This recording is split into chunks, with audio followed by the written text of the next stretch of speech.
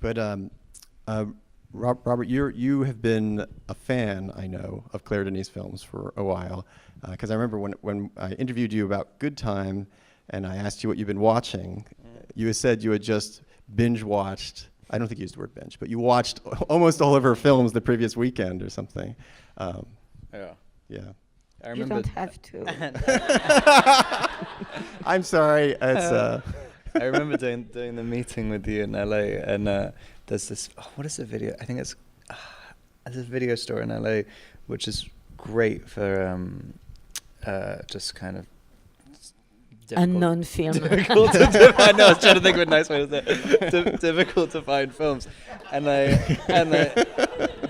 Special films.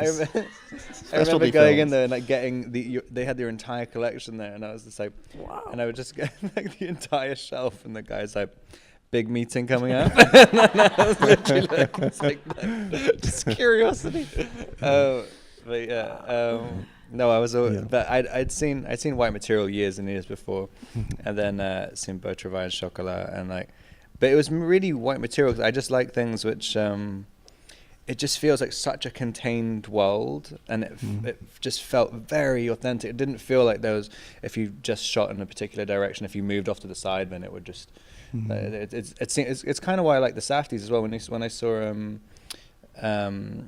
Heaven Knows What, like it felt like there's a seamlessness between the plot and the world around, and I've always loved that. And I think it's really, really difficult to do. Because you mentioned that, I think when we were in Cameroon with Isabelle shooting White Material, it was like also a space program, you know, because we had in the story there was this thing that she didn't want to leave the plantation until she wanted to wait for the coffee cherry to be ripe, Oh, the bean, to collect them, not to lose all her money. And I remember we were like in a spaceship in a way, you know. And Isabelle,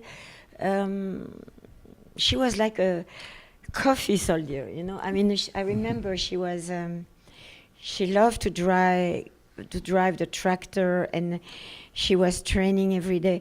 I mean, she gave us a very great rhythm, and I think there was something like that in High Life, you know, a mission. Yeah. A mission of being alive. Yeah. I mean, maybe we can talk a bit about like the directing process in terms of director, actor. I was reading somewhere that Claire, you like to be able to almost pose people a certain way or mold them by moving them, you know. And but that's something that you're a little sometimes hesitant to do. You weren't sure whether you would do it with Robert, like putting his arm in a certain way or something. No, I didn't know Robert at all. I mean, we never worked, and I'm shy, and we are discreet, both of us. I mean, we are not, you know. and Me I neither. don't know, I had to tell him, you know, maybe I had to touch you, maybe in the process of shooting.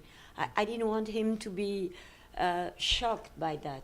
Because me, I'm so used to touch everything, the props, the actors, the camera. I have to touch. Because otherwise, it's so abstract to stand by a camera and to wait for things to be done. I have to be somewhere in the middle of the process, just to feel real. Yeah, yeah. But I'm not touching so much. I mean, I'm a discreet person, you know. No, I didn't mean to suggest it was anything. No. No. There's a weird. But I'm, you know, it's like the props. You know, you have to put the. The people who do props, they hate me because I'm always touching. That's true. It's true. You remember? That's true. Yeah. That you've never seen a 6'5" German huge man almost reduced to tears every day. As you move things and everything. Yeah. There was one. I mean, there was an interesting thing because I always liked the kind of. I mean, I keep saying this thing about like the way bodies look and stuff, and I wanted to kind of do that in this. But like, but there's a strange thing as well where you don't want to. As soon as you want to say things about physicality, it can so easily go into things which are sort of vain. And I remember there was a sculpture I saw in some museum in Cologne.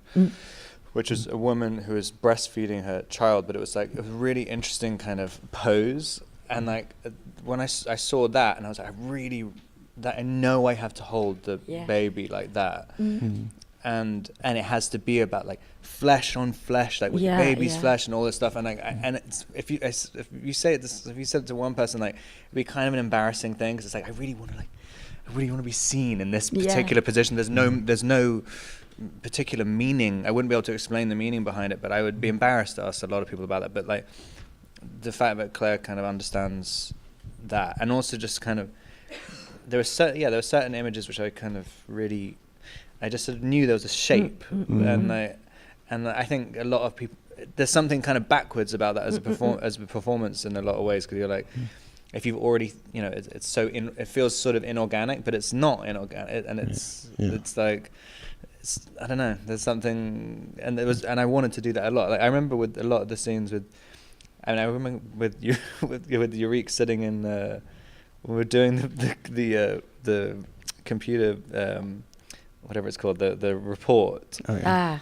And there were some scenes because there were about 4 scenes we were doing that, and I got kind of self-conscious thinking like, well, it's going to be boring if I'm just sitting at the table. So I was getting more and more extreme with just sitting into a chair, becoming like a sort of contemporary dance thing. And like, I don't think I think there was like one moment of it used, but I mean, it was like absurd, some of it. But like the fact that it's allowed at all and no one kind of, no one took the piss or anything. It's you really wanted to reinvent sitting down.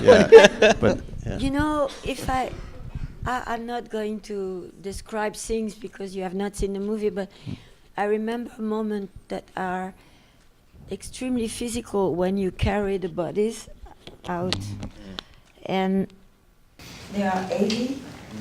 You are carrying them, and then when it's done, you just stand, nothing, and yet so much, Me, I was feeling so much.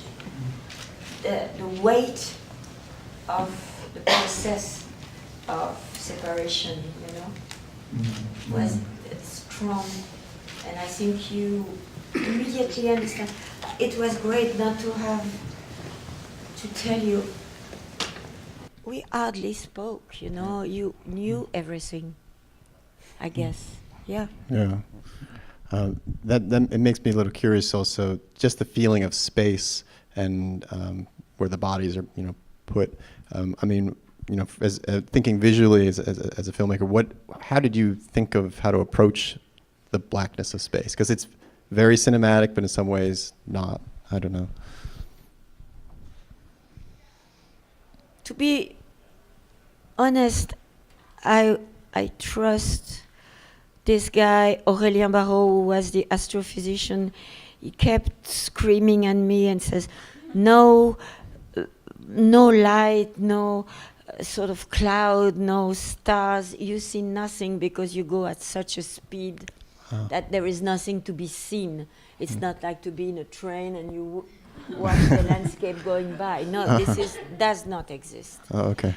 So it was a little bit frustrating for me. I had imagined a sky full of stars and stuff. But then I sort of believed him. I thought, he's right. So there was nothing but black, actually. And it was very moving also, when you were repairing, It's frightening. Even on the set, there was Just the void. No avoiding the void. I mean, this is kind of a random thing, but I like that to keep. Well, maybe I shouldn't talk more about the movie. Are people annoyed that we're talking about the movie? No. Okay. Well, there's a great scene this is very early on, but one way that you keep the baby early on occupied. It was with movies.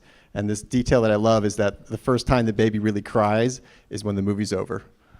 So I don't know, I felt like it had been made by real movie lovers. Well, I think maybe it'd be a good time if we get some questions from the audience.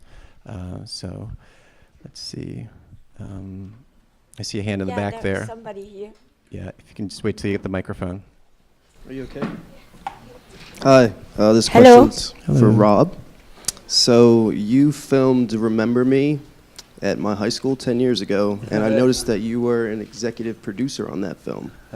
And I know that you wrote and directed a short for GQ called Fear and Shame a few years ago. And I want to know if you have any, you've been doing a lot of acting recently in the last few years, and I want to know if you were eventually going to get behind the camera like Claire. Directing. Yeah. I mean, it's weird. I can't really claim properly. Exactly. Remember Me. I was so nervous when that movie was coming out. Like I really only came on as a supposed producer, like sort of after the fact. Like I don't know. I was so kind of panicky about the whole thing. I don't know why. I didn't want to let go of control. And but now I'm not so. I don't mind letting go of control at all. And the Fear and Shame thing was literally written in like an hour, like in the car. And I like it. I like that kind of, when it's just really the sort of problem solving. I don't know. I find it very difficult to, when something's right, you're the one who comes up with the idea and to get it all to fruition and then have it out there. Like it's so difficult for me to find something which you can, I don't know, really stand by. It's like getting a tattoo. It's like why I couldn't, I couldn't think of something which would mean enough to me, which you tattoo on yourself. Whereas with, when you work with, and also the movies I really like, and it's not like I saw Claire's movies and thought, oh, that's something I wish I'd thought of. It's something which is it's really, I know I'd never have thought of it, and that's why I'd want to work with someone like that. And but like, I don't know. I kind of maybe it's much more difficult than it seems. Maybe up here. Hi. So I was just wondering if either of you found anything difficult about filming a movie so long with such a young baby, because I know Scarlett was like a year old on this film. No, I mean she was a diva. Right? Yeah. It's always easy. People always say like, "Oh, don't work with animals and children." I just always, unless the child is just specifically annoying, but like I always find it. I always find it like way easier because it's just kind of like Scarlett's just. It's. I mean, every single take she's doing something which you're just. Yeah, you can just have something to react to. I mean, and also she's not. It's not like you're playing with another actor where you can sort of judge her performance. I mean, it's like it's pretty natural. You weren't giving her notes after each scene.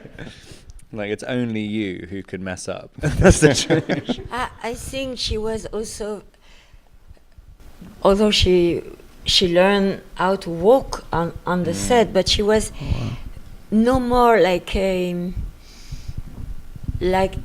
other little girl we've met. She was so alive, so reactive. When you came in the morning with her in your arm, she would wave to the crew, so she was open to people. She was not afraid. Oh.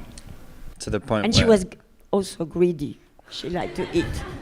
You could have her eat all the time, She literally by the end of her the shoot for her, she wouldn't stop waving at the camera, so it literally became impossible. Every single take she'd be saying hello to everyone the entire day. Such a great little girl, really. How did you find her? She was just. Fine, he cast her. Oh, you cast the baby? We had two identical twins. Oh, yeah. Who I met the night before, and we just sort of realized they couldn't be They separated were from there each on other. the set for a week, but Yeah. you really had time to meet the day Yeah. before. And they were just absolutely terrified of me, and they wouldn't. I couldn't. If I would hold them, they'd be absolutely screaming and screaming. And I tried for like 5 hours, like working with them on, and like wow. the only thing they liked me doing was chasing them around and being scary. When and that's literally the only way. And I guess they liked to be terrified of me. Oh, okay. But Yeah. and at 10 p.m. the night before the first day, we were like, we need a baby. We need a baby right now. Yeah. And my friend, one of my best friends in London, I literally flew across the first flight the next morning. Wow. Like okay. it was a kind of leap of faith a little bit. We Yeah. did it on our own in Yeah. the hotel lobby, because I have to tell you, those twins, I couldn't stand them. I had told the production, I'm not going to shoot with those girls. I'm not going to shoot with those girls. But nobody believed me. They thought the film has been postponed so many times. She's going to shoot. Come on. And then, by chance, he told me in the evening, on the Sunday night, I can't. I said, oh, thanks God, I'm not the only one. I did like I forgot the casting process, but for the older Willow, Des Hamilton was casting it. And some of the girls were pretty. I mean, it was incredible. Some of the girls who just flew out. Yeah. It was like one of the strangest casting processes, because like you get these girls, the kind of the 13, 14-year-old girls who had these incredible faces, but I was saying like, Des, where did you find this guy? He's like, I was in a McDonald's in Birmingham, and I was just in the line in the McDonald's, and I just took a photo of her and just sent her out to Germany. And I just like never acted before, had no interest in acting. Oh. And this girl's like sitting in the screen test, like, absolutely terrified, like trembling. Oh my God. It was kind of a bit, but like Yeah. I get where he was coming from though. It was kind of amazing to do a casting process like that. Yeah. Yeah, terrified in space. But the one we kept, I cast her Yeah, 2 years before, so I knew she was. she was always Oh, yeah. amazing. Yeah.